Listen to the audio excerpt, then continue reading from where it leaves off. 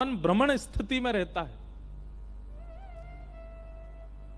बस परख रहा है वृंदावन कि कोई ऐसा प्रेमी पुकारे या कोई ऐसा प्रेमी मिले जिसके चित्त में अवकाश हो और वहां वृंदावन विराजमान हो। वृंदावन मतलब, अगर मैं वृंदावन कहता हूं, देखो, श्री राधा यदि कहा तो केवल किशोरी जी, श्री कृष्ण यदि कहा तो केवल श्याम सुंदर, श्री यमुना जी यदि कहा तो केवल यमुना जी, गिरिराज जी कहा तो केवल गोवर्धन पर्वत।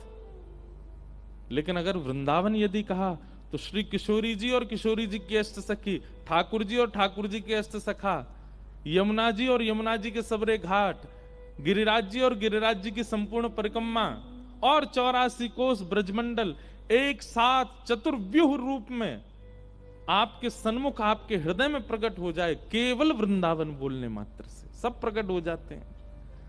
किशोरी जी, ठाकुर जी, गिरिराज जी, यमुना जी, सबका एक भूत स्वरूप है वृंदावन।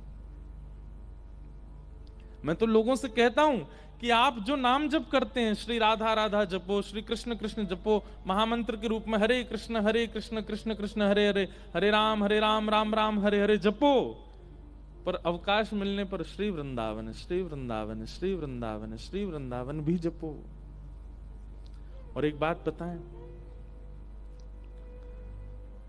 हो सकता है कि कई बार एकांतिक नाम जप में आपका भाव विच्छिन्न हो रहा हो।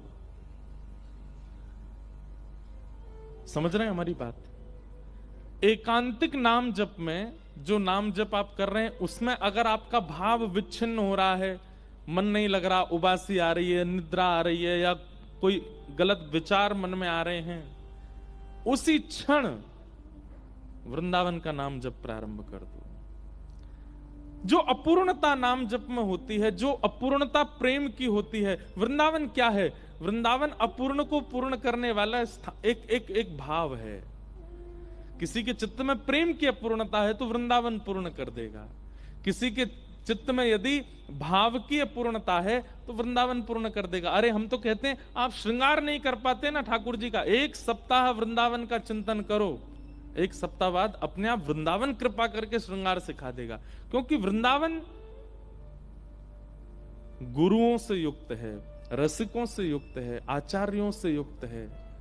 गुरु रसिक आचार्य ही तो बताते हैं कि नियम क्या, पद्धति क्या, सेवा क्या।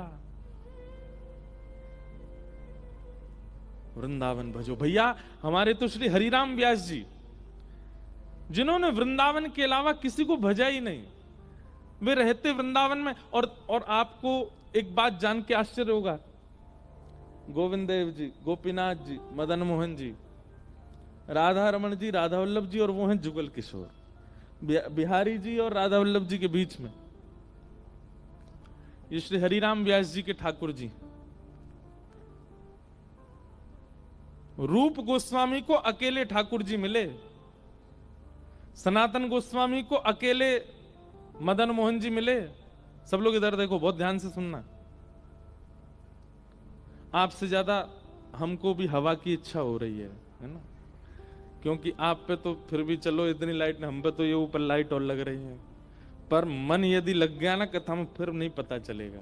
कल एसी इतना चिल्ड करवाएंगे, सूटर पहनना पड़े हैं। अभी कथा सुनो। तो रूप गोस्वामी को गोविंद देव जी मिले, सनातन जी को मदन मोहन जी मिले, मधु पंडित को गोपीनाथ जी मिले, गोपाल भट्ट गोस्वामी को राधा रमन जी मिले, हितवंश महाप्रभु को राधा वल्लभ जी मिले, स्वामी श्री हरदास जी महाराज को बिहारी जी मिले। लेकिन एकमात्र ऐसे केवल हरिराम व्यास हैं जिनको युगल किशोर मिले, दोनों मिले, ठाकुर जी भी मिली और किशोरी जी भी मिली। इसका मतलब मेरा ऐसा नहीं है कि उन सबको किशोरी जी प्राप्त नहीं हुई। सबके रूपों में तो वाम अंग जो है ना, चाहे वो गोविंद देव जी हो, गोपीनाथ जी हो, मदन मोहन जी हो, राधा रमन जी, बिहारी जी, इनमें वाम अंग जो है वो किशोरी जी हैं और दाहिना अंग जो है ठाकुर जी हैं। लेकिन जुगल किशोर जी युगल प्रकट हुए वृंदावन के किशोर वन में।